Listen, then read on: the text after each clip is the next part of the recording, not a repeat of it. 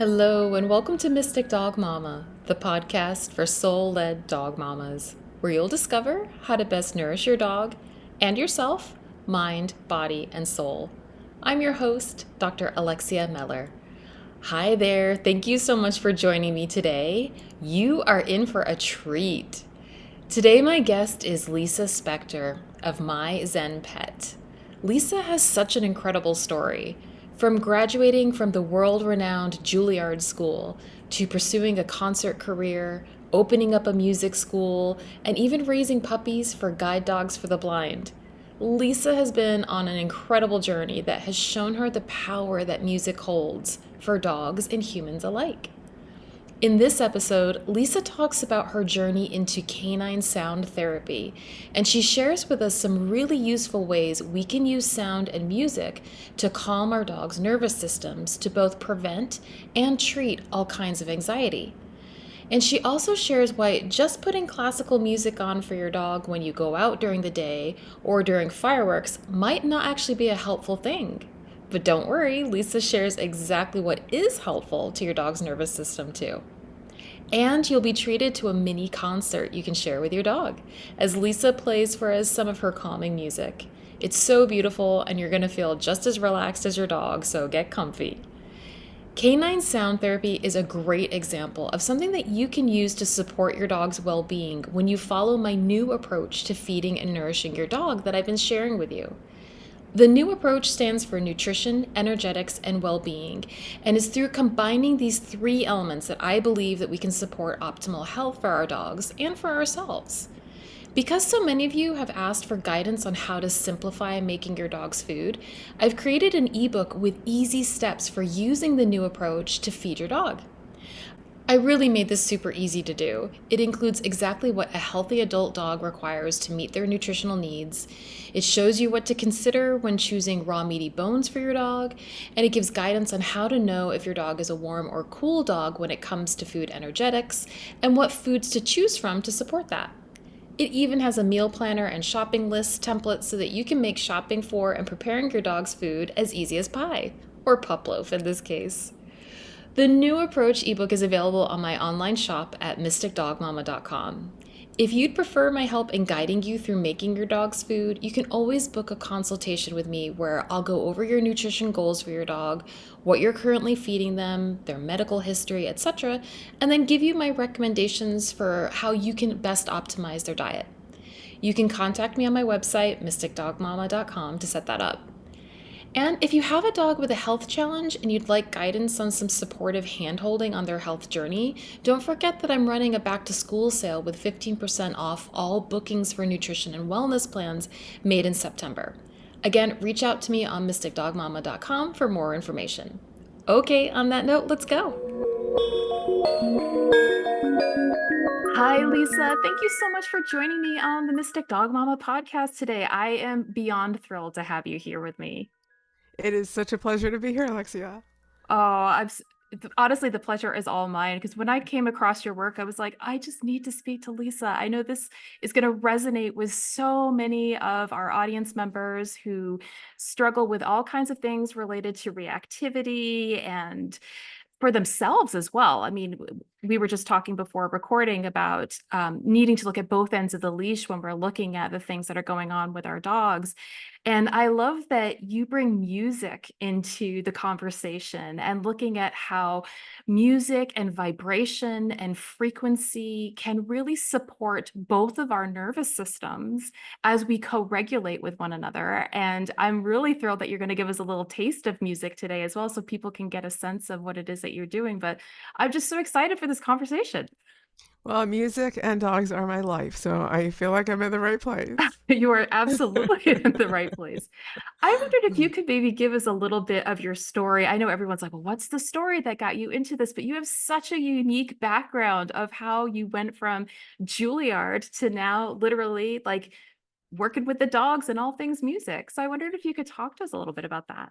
Yes, I did not plan on my Juilliard degree going to the dogs, but that is exactly what happened.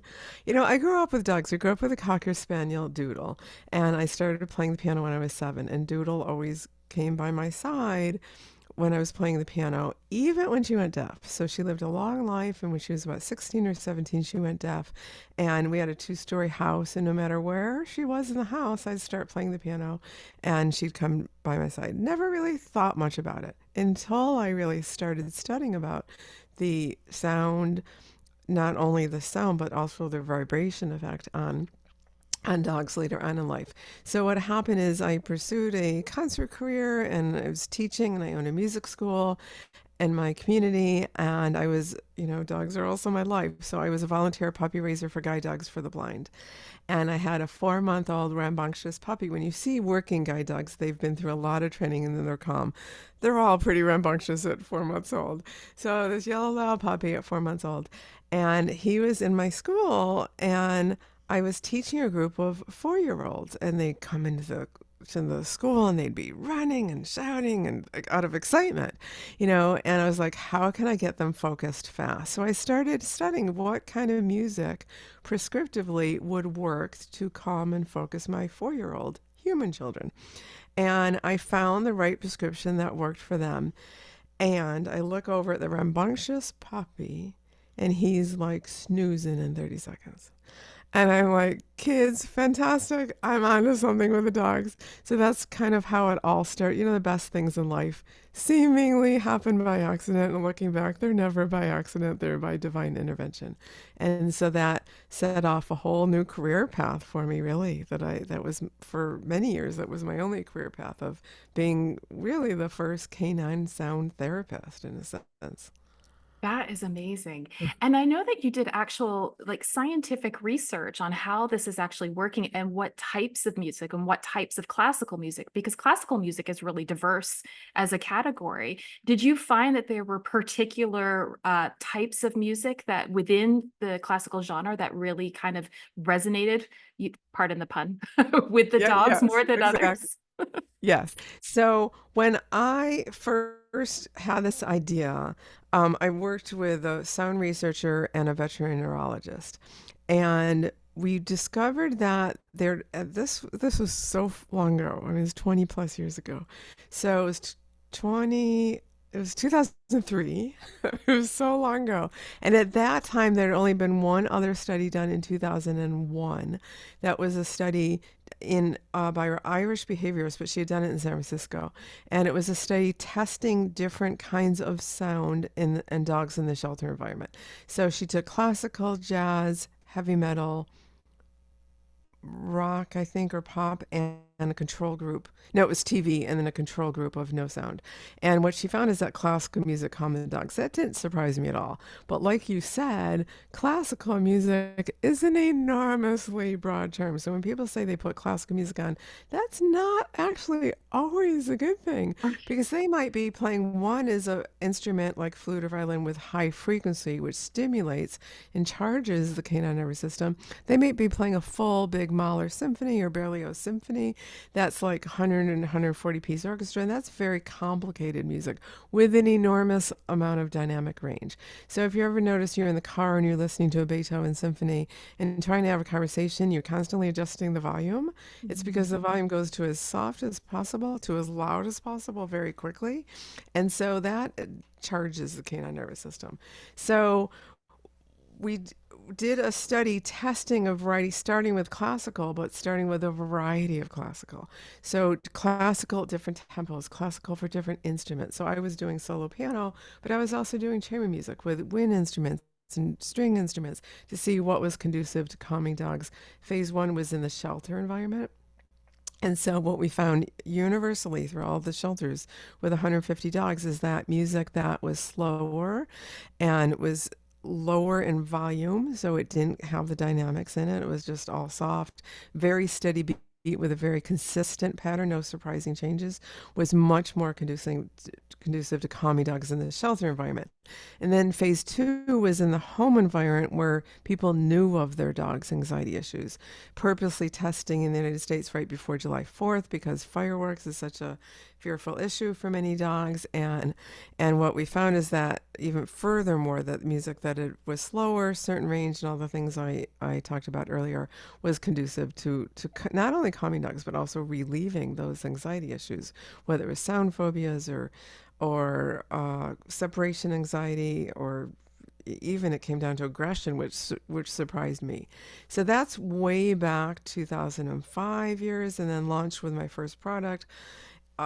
Excuse me, with my previous company in 2008, with Through a Dog's Ear, and then more recent years branched off on my own, and still continue to follow the research. So the music I create now, I record now, is curated by research studies. So way back then, there was only one research study. Now there's at least a couple dozen.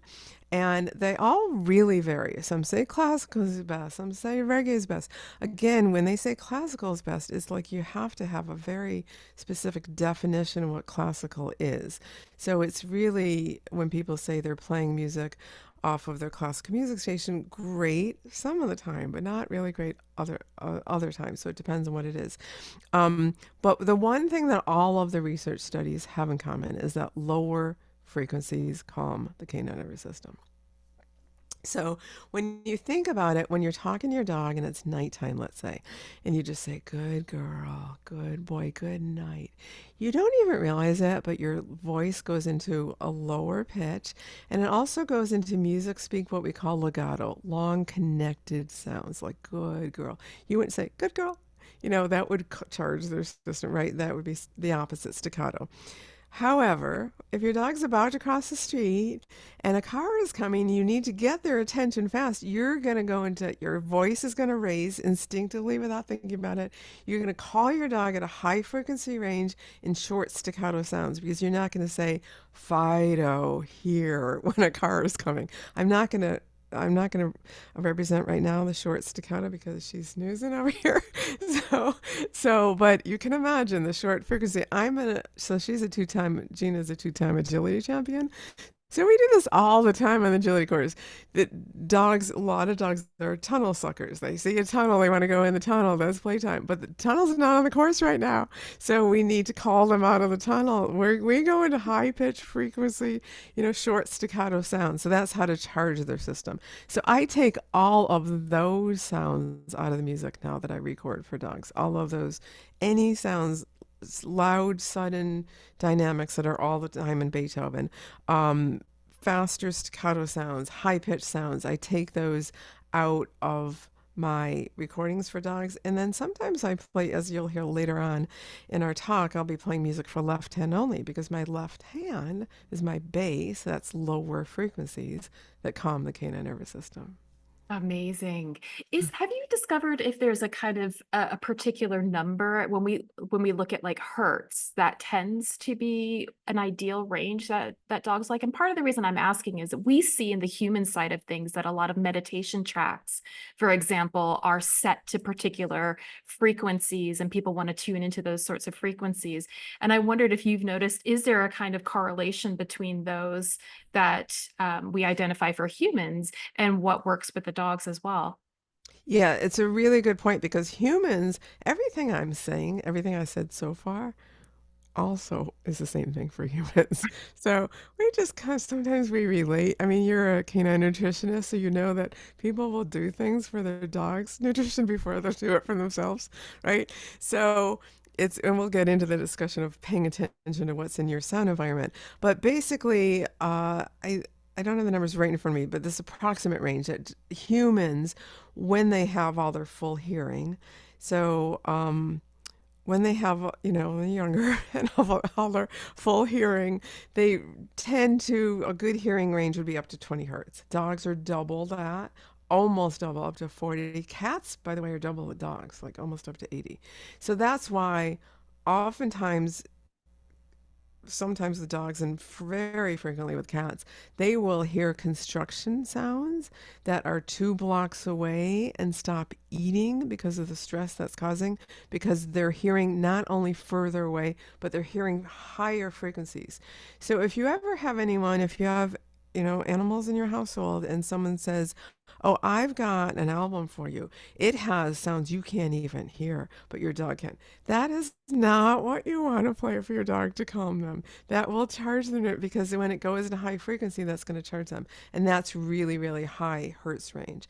So we want to do stay in the lower hertz range. And when you hear me play, it's not that I only play bass. It's that my albums start with bass because what happens is dogs can calm really fast. I mean, every dog is different. Sometimes it takes 10 seconds, sometimes it's 10 minutes. Every dog is different. But generally, if you don't bring new stimuli, even sound stimuli, into their sound environment, they're going to stay calm. So I can start with a lower frequency and then add right hand. And since I'm not playing flute, I'm not adding in a violinist or flutist. Love those instruments, but they can cause barking in dogs, actually, because it can cause agitation. Right, right. Well, you bring up a good point around mentioning their sound environment, and I feel like it's something that we need to pay more attention to, like in terms of what are the acoustic things that are going on in the dog's environment generally. I think of like the fridge sound running or the air conditioning or the fan, or we hear a lot with like EMF devices being aware of the EMF stuff, but what are the various things that are in your dog's environment already that we need to kind of consider and the impact of that? And I'm wondering too, how do you feel like I guess there's a way that we might want to consider introducing new sounds to our dogs? Because you mentioned some dogs who are really super either phobic or sensitive to different noises. In kind of taking that consideration of how do we support an acoustic environment for them, is there a way to introduce new sounds to them that isn't alarming to them? Yes. So let me address that two ways. So there's kind of two-part question. One is the sounds that are in the canine household, in the pet household, and how to eliminate what could cause anxiety to dogs, and then how to gradually introduce sounds that you really don't want in your environment, but there's fireworks and there's construction, Yeah. there's things that you don't have control of. So let's start with what we do have control of.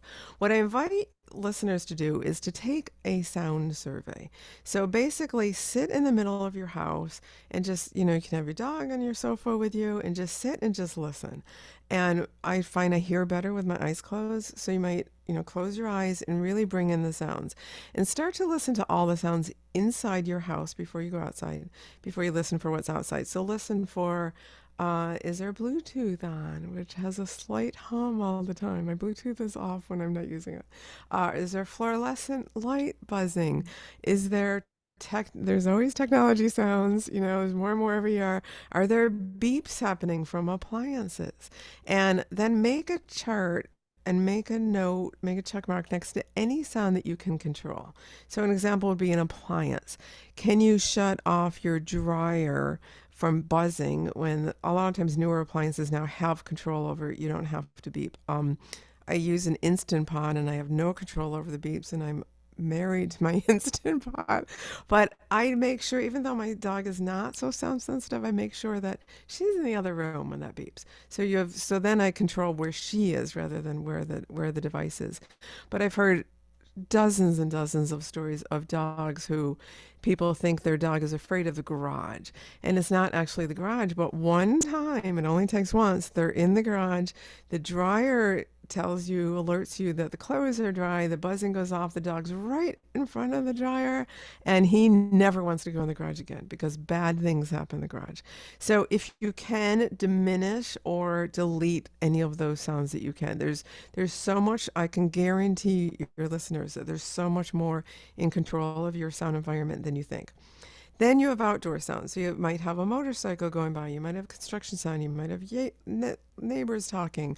You might have, weather, thunderstorms, fireworks, whatever it is that's not under your control. So what you can do with that is I really invite listeners to use canine sound therapy, the music you're going to hear today, as a normal, almost prescription device. Like listen regularly with your dog. It doesn't have to be nighttime, but nighttime is good because it's good for people and it helps you get ready for bedtime. So what happens is you want to condition your dog for conditioning response that the music actually means be calm, go to my bed, everything's good with the world, my person's with me. So you're changing their association so that you have that on when the thunderstorm, the fireworks, or whatever comes into your environment. And it's not like it's a dog goes from high stress to absolutely zero. I mean, some do, but you really want to watch for their subtle signs of releasing their stress and being able to just manage their stress. And it may not be that they sleep through the fireworks, but they might be able to start eating and taking treats from you and have distractions and playing with the ball and do other things that they couldn't do before. So, but it's really important to use the music ahead of time before the fireworks or the thunderstorms or the construction or whatever it is comes in. And do you think that there's a particular amount of time before, so using July 4th as an example, like we know it's a set date where that's when that's going to occur. How long before do you think is a reasonable time to start preparing the dog for something like that? Um, Today is the best. I'm going to reword that. What's the expression? Um, 3 weeks ago was the best time, and today is the second best time, right? Right? So honestly, we're now recording this in August. It is not too early to prepare it because you're probably gonna hear fireworks the first of the we're in the States. So you're probably gonna hear fireworks the first of the year. If you're in the UK, you're gonna hear fireworks for 3 weeks. The first 3 weeks in January. It is not too early to start preparing even for July 4th because this music cannot damage your dog. It can only help the environment. So it's never too soon. What you don't I Ideally, you don't want to be in a situation where July 3rd you're panicking and you go to the vet's office for drugs and then you introduce the music. Sometimes it works that fast, but it's just hard to say because every dog is different, but you can never start too early. But good advice. Well, I wondered if you wanted to share a little bit of the music, and then we can talk about how you kind of put that together. Sure. So this is, I was talking about high frequency earlier. I love violin. I mean, I just really love violin, but it is a high frequency instrument. And you'll probably recognize this melody. It's from Vivaldi Four Seasons. It's a slow movement from Winter, and it is written for solo violin plus string orchestra. So it's a lot of high frequency instruments, and it's beautiful. I cannot do anything to make Vivaldi, Bach, Chopin, Brahms, Beethoven more beautiful.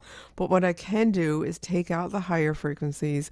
I can create one dynamic, softer range and keep it very steady and all those things. So I am playing this with my left hand for that reason that it's lower. I rearrange this for left hand only.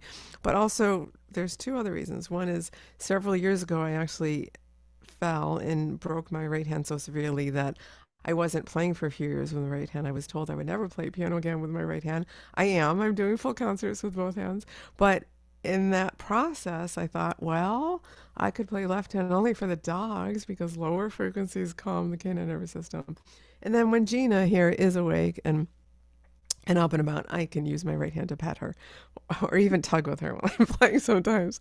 But we'll let her snooze through this now.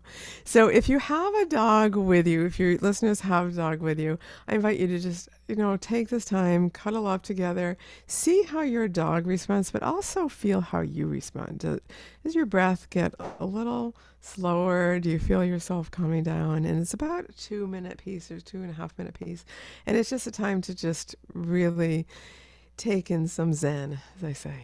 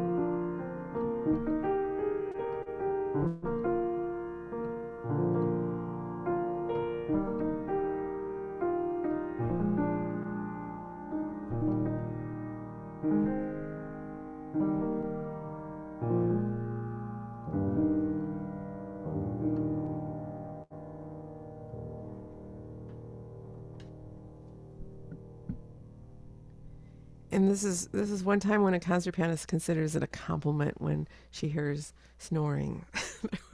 So it's perfectly fine if you fell asleep, if your dog fell asleep, if you hear some snoring next to you. Oh, I love it. Thank you for that, Lisa. That was just beautiful. So Oh, beautiful. thanks. And one thing I noticed, like even through Zoom, I can feel the reverberations in my body. And it's just such a reminder of how sound is so primal to us. It's it's something that is so important in our lives and I think to our health. And we don't necessarily think about it in that way. We're not consciously paying attention to the kinds of frequencies that we're putting around us. It's just so beautiful. It's so true. I often say sound, excuse me, sound is an invisible thing, but it's still an important thing.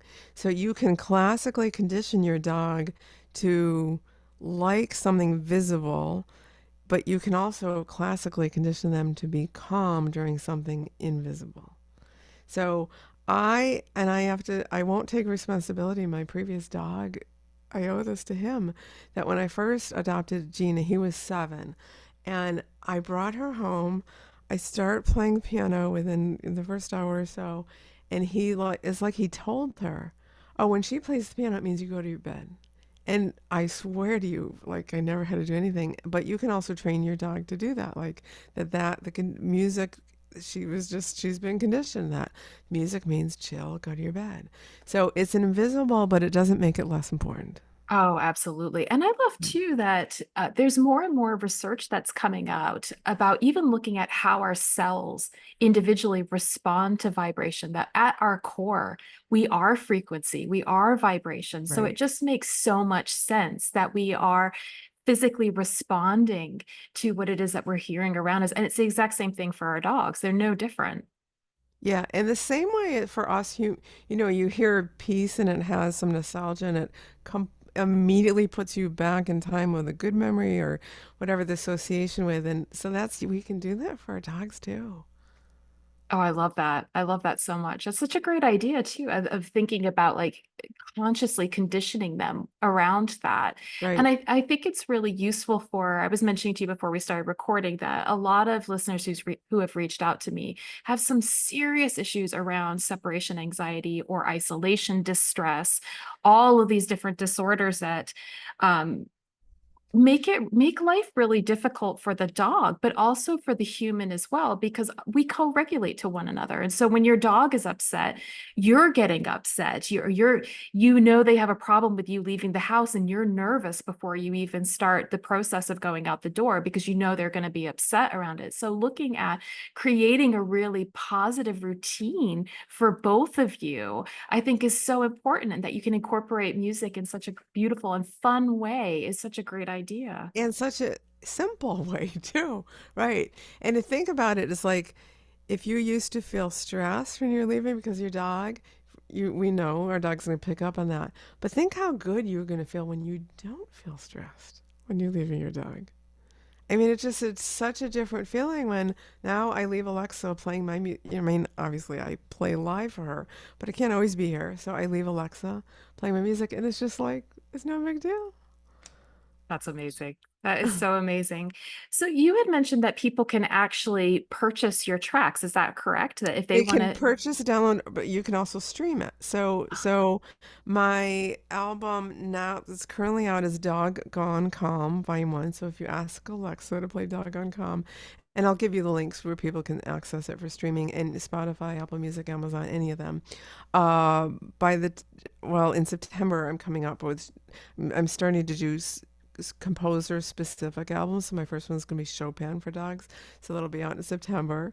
You'll be able to find that on streaming. I'll probably do 2 volumes of that before I go to Debussy and Beethoven and other composers as well. And I just want to add, because people ask me all the time, well, do dogs prefer Bach, Beethoven, Brahms? And I've only met one dog who prefers particular composers, and that was really unique. I don't think that's typical at all. But for the most part, no, it's all about using the prescriptive formula that I talked about, with slower range, less dynamic, so it's all pretty soft, no surprises, and very, very steady tempo with predictable patterns. which to be honest is something that we enjoy. Exactly. You know. Exactly. Yeah. I was doing a little bit of reflection because we're actually recording this on Lionsgate, and I did a little bit of a mini episode for people on Lionsgate. And one of the reasons I love Lionsgate is it's where the dog meets the lion astrologically, where the dog star Sirius is what becomes visible in the sky to us because the sun is aligned with it, and how this particular time is where we get the term dog days of summer because it always happens at this particular time of the year, and it was seen as auspicious, like with the ancient Egyptians, for example, because this is when the Nile would flood around this, and so it would kind of hearken into these times of prosperity and harvest and all that kind of stuff. So I was talking about tips to actually harness the energy of this particular day, and how this day where the dog meets the lion is all about being heart-centered and being self-compassionate, and how dogs are so heart-centered already. And I think that actually from a kind of spiritual perspective, that's part of why they are in our lives in the way that they are, because they are modeling being heart-centered beings for us and inviting us on that pathway ourselves. And when you look at the archetype of Leo, we have these sort of stereotypes around Leo about being like grandiose and exuberant, the extrovert, that kind of like demanding of energy and of attention. But in many respects, what Leo is really asking us to do is to learn to live from the heart. And that starts with self-compassion as the very first part of that. And it got me thinking about some questions I wanted to sort of ask myself and reflect upon for Lionsgate. Using this, I love to use these kind of points in the kind of seasonal wheel, in a sense, to sort of just reflect, right? And to kind of see, like, where am I at with stuff, and what do I want to be doing moving forwards, and calling in and being aware of the energy. And I was thinking about something that had been said rather recently around comfort zones, and how we have the whole adage of getting out of our comfort zones and the need to push beyond our comfort zones. And I really wanted to bring that into a little bit of a critique, because there was something about that that was like not quite sitting well for me, because I started to think about, when we're talking about comfort zones, what I think we're actually referring to is complacency, that we don't want to be complacent. But I think in this day and age in particular, where so many of us, and we see this reflected in our dogs, have way overstimulated nervous systems, like we are in fight or flight all the time, we actually need a comfort zone. We need to experience comfort and prioritize that in our lives in order to bring everything down to a more calm state. And as a consequence, that will help with our dogs. And immediately when you were playing the piano, I could feel that physically starting to take over. You feel that like you feel your nervous system say to itself and to you, I'm safe. I'm safe. I'm safe. Yeah, that's a really, really good word. And I've had, I mean, if I can tell a story here, which is just like, Please. so it's a tearjerker, but it's in a beautiful way. So this goes back a long time ago, but do you remember the whole story, the Michael Vick fighting dogs and their whole rescue that happened around them? So I was in touch with many of the people that rehabilitated those dogs and went on to live really good lives. So I was in touch with this woman, Susan, who had Little Red, and she like wrote me this message, and she said, Lisa, I'm in tears because Little Red, this was a fighting dog, a dog forced to fight that would not trust anybody. I mean, that was the whole issue, was not feeling safe, didn't trust anyone. And she played my music for Little Red, and Little Red took her paws and opened her belly to Susan, like saying, I'm safe. I'm finally can relax. I can trust you. I'm with a person who loves me. Like, it was just so heartwarming. So yeah, music is a strong, invisible thing that really has powerful effects on people and on dogs. Absolutely. Yeah, And for those of us who are interested in kind of holistic well-being for ourselves and our dogs, it goes well beyond just a kind of ability to train them to be okay in a particular situation. But we know that high levels of cortisol, and especially when it's consistent, that causes inflammation, it causes all kinds of exactly. disease. Like there's a ripple effect to the body being in that kind of uptight state all of the time. And so it's both great for making it easier for them to handle certain situations, but also it becomes an important tool in your toolbox when you're looking at ideas of longevity, if you want to keep your dog healthy for as long as possible. Right. I know for me, and it's been this way years, but maybe even more so now, Gina's 15 and she's going to sleep at night, and I love the sound of her breath. And like if I, just petting her at night, just knowing she's so relaxed, it just like it makes me relax. Like it just brings me so much joy. Oh, And because totally. just knowing that she's like, there's no stress, it's all good because I know she'll live longer. Right. Right? The more stress, like we were talking before we started recording of, I don't know. I've had animal communicators tell me that she has all these healthy cells because of the music all these years. I mean, I'm pretty good with the nutrition, all the other the environment, all the things, but she has had this extra dose of music her whole life. Yeah. And aside from that, I've been the sound police because I'm like really careful to not expose her. If I could talk for a minute about other sounds that are in our control that sometimes we forget. Our world has become so much more dog friendly, which has its huge benefits. We can take our dogs with us so many places, but however, so many of these places are loud. So I love it that Apple Store, you can bring in your dog. Fantastic. But it can get really loud. And I see these dogs in the Apple Store and they're stressed. And their people don't realize it. We go to a fundraising event, let's say for a local rescue, and there's a band playing. And we're like, don't put your dogs in front of the speakers. I generally like will check out the sound environment. The same way will someone go into a restaurant and look at the menu. I listen for the sound environment and that decides whether I'm bringing my dog in or not. And if it's too loud, I just don't. Oh, that's a great tip. It's a great tip because I think that also when it's bringing awareness to things that we wouldn't necessarily think about from our dog's perspective.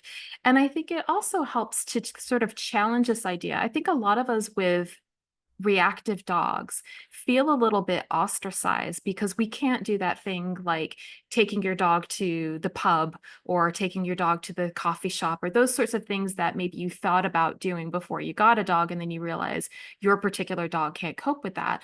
And that kind of activity has become so normalized for people that those of us who have trouble doing that feel like there's something wrong with us or something wrong with our dogs, when in reality, when you talk to dog trainers, it's actually really rare that dogs actually enjoy those kinds of environments, right? $100%. It's Yep. a special Yep. dog that Yeah. actually likes that kind of thing. So it's an opportunity to recheck what we think is normal and actually look at it from the perspective of the dog. Like, is this something they actually want to do? Or is this actually more for me? And maybe I need to consider them a little bit more in this. 100%. I've been in situations where people are like, bring your dog in, it's fine. It's like, no, she's just fine. Like it's like, no, bring it. Like I always know what's best for her. So I invite your listeners to really think about, is that the best thing? I know it'd be fun, but is that really the best thing for your dog? Because we've all been there. We've been in restaurants and dogs are, they're barking and they're not comfortable and they can't relax, they can't chill. She's a career change. I used to be volunteer puppy raiser for guide dogs. So she was bred to be everywhere with a person and go everywhere. So, but even so, there was times where it was like, no, she just had agility. She's tired. She needs to rest. She's not going to go in with me. Yeah. Yeah, absolutely. And we have to prioritize our dogs in those kinds of situations and recognize like when they've just had enough. Because when we push them and we put them in uncomfortable situations, then that's when we get the behavior we don't want to see. And then we're stuck with that kind of trigger stacking as well. Yeah. And it breaks down our relationship with them because they start Absolutely. to lose their trust in us. We need to just like we decide what music they listen to because unless you have a really skilled border collie, you're not going to have them play the playlist, choose the playlist themselves. So we choose that. And my personal feeling is like, it is our responsibility as loving dog people to really protect our sound environment as much as the rest of our environment for our Yeah. dogs. Yeah. Oh, I agree 100%. Oh, I love it so much. I love it so much. Lisa, if there were some top tips that you could give people, so you mentioned a bit about doing a little bit of a sound audit in your house. So what are the things that you can hear that you can control, the things that you can't control? What are some other things that you might suggest that they look for in terms of prioritizing, sort of training themselves to have that lens of being aware of the sound environment? Is there anything else that you think would be helpful for them to consider? Yeah, a few things. One is volume.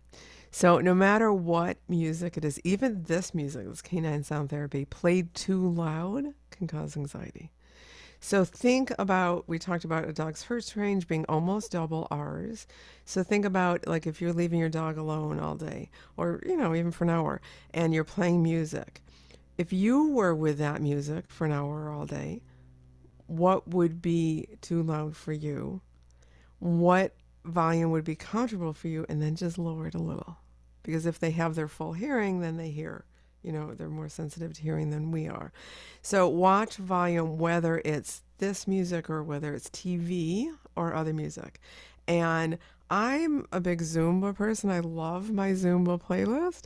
And there's 4 in the afternoon. I might be playing it too loud to energize me, but she's not in the room. So there are times it's good. Your dog doesn't always have to be in the same room with you. Like it's good to help with prepare for separation anxiety that they sometimes develop later in life. That there's time they don't always need to be near your side.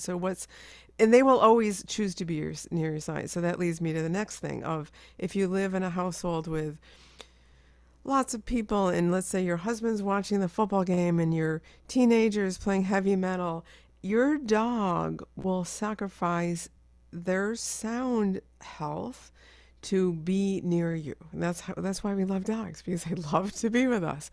So it's your job to make sure they are not introduced to a cacophony of different sounds from different sources and then make sure they're not too loud. And then another thing is just observe your dog. There is no one dog that prefers like I've only, except for one I've met in my entire life. But other than that, most dogs don't prefer particular composers, anything like that. But watch what they do when you play different music. Do they go towards the source of the sound? Do they go away from it?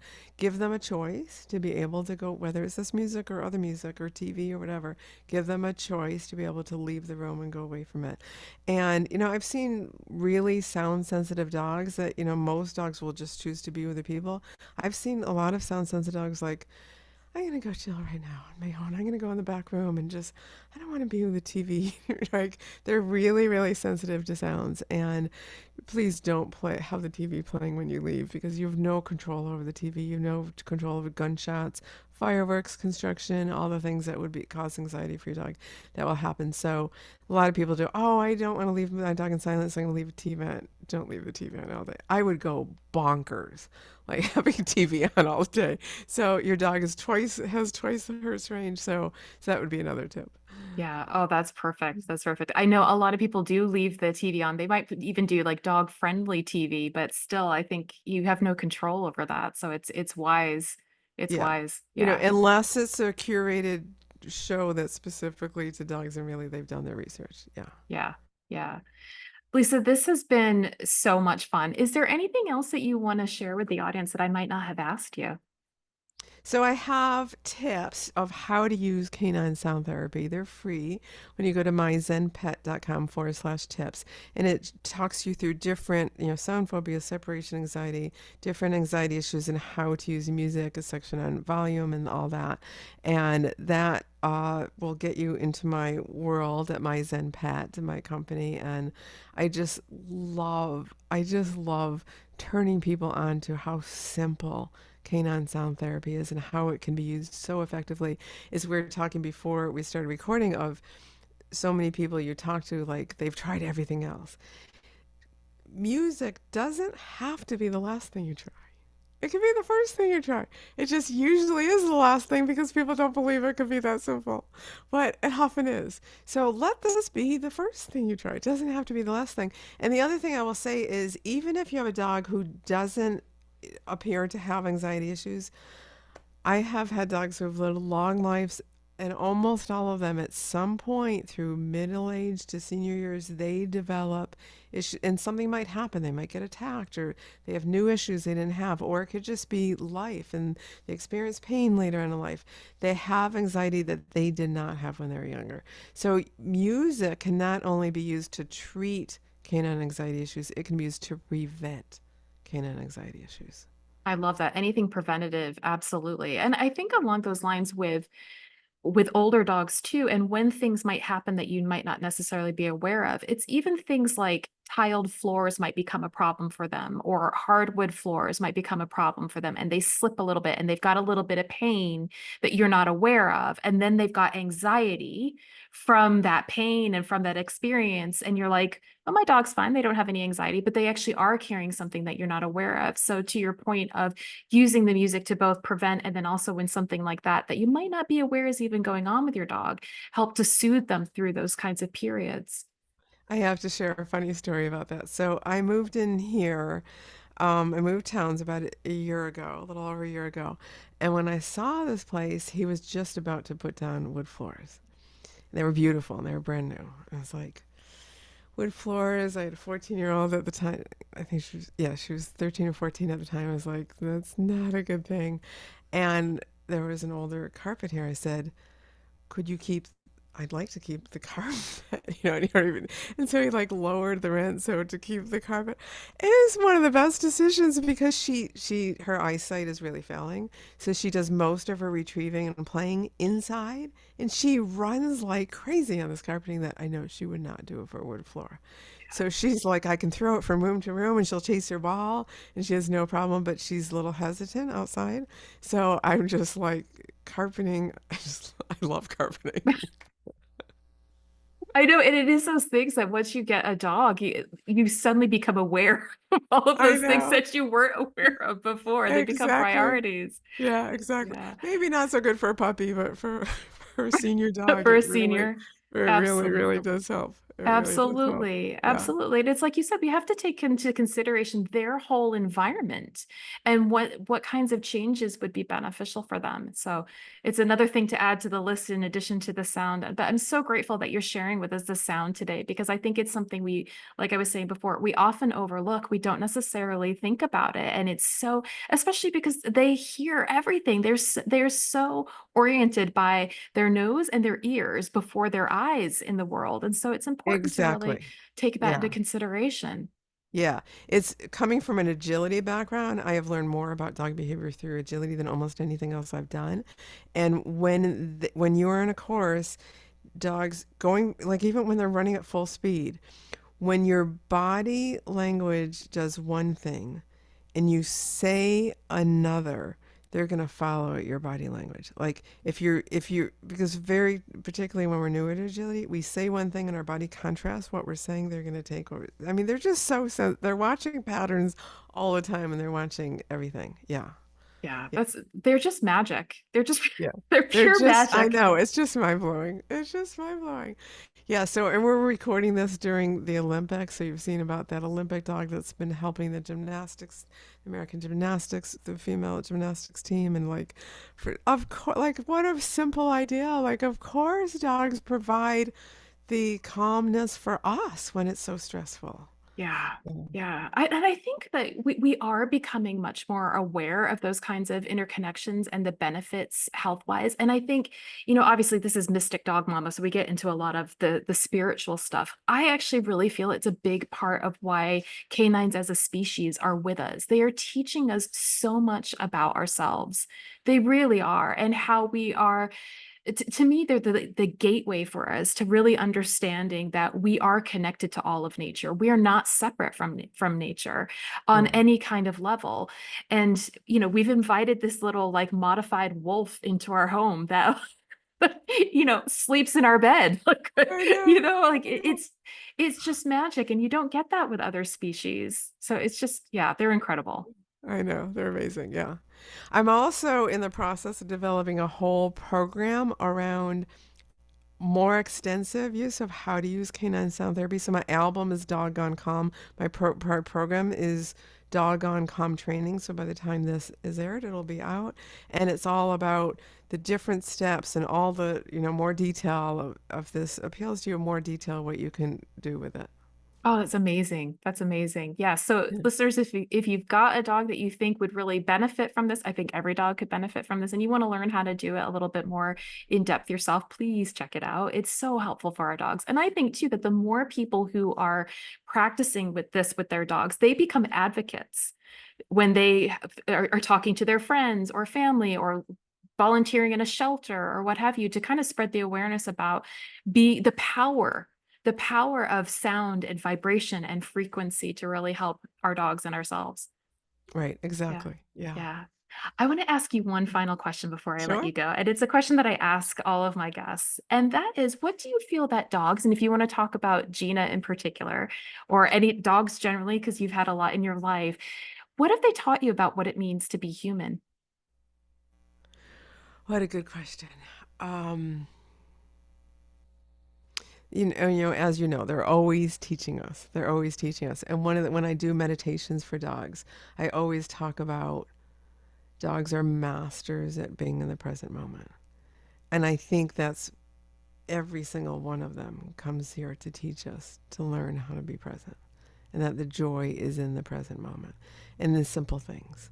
So I think it's easy for us to forget as humans that it really is that simple. It's like, you want to go for a WALK? Like how much joy that brings a dog, right?